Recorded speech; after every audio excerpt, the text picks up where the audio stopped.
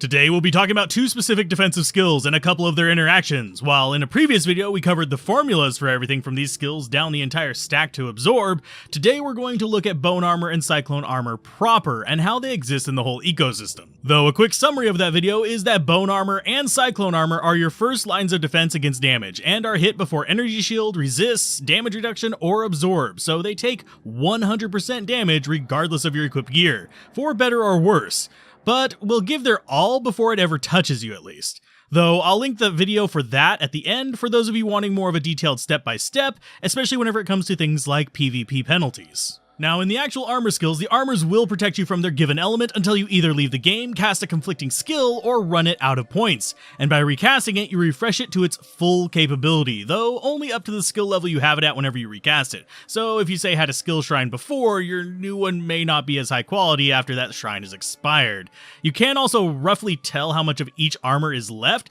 thanks to both of them using 3-part animations, with one vanishing each time you consume a third of the total defense available. Now, starting with Bone Armor, this is only applied to physical damage, but whenever it's combined with synergies of Wall and Prison, it can actually reach relatively high amounts of damage absorb, and is especially useful because it's unaffected by the downsides of things like amplified damage, so it can be a godsend when dealing with things like Cursed Frenzy Tors and Stinged Dolls. And while it can be active alongside things like Blade Shield and Cyclone Armor, which make you quite the durable whirling dervish, it sadly is exclusive to the Sorceress Cold Armors, meaning you likely won't be using this with Fortitude or slapping it on a Bone Runeword as a sorceress. Now, Cyclone Armor is thankfully less restrictive, able to be used alongside anything. I'm not entirely sure why they made that difference, but it's weird and there. As far as what Cyclone Armor protects you from, it's strictly fire, lightning, and cold damage, and like Bone Armor, applies before stuff like energy shield, resist, etc. Though it is worth noting, it only protects you from the actual damage, not the side effects of being chilled, so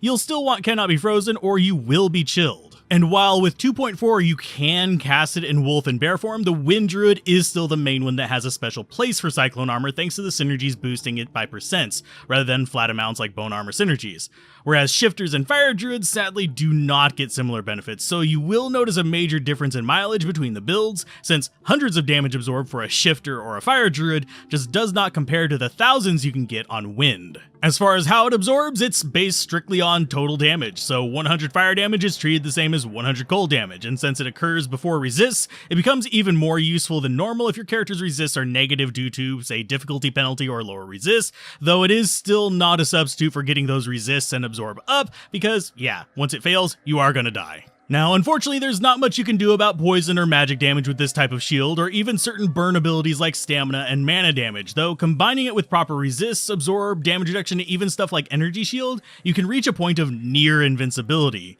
If you want a deeper dive into how those stack up, including things such as the PvP penalty, check out the video on screen now, and as always, a special thanks to the channel members, subs, and patrons for their continued support.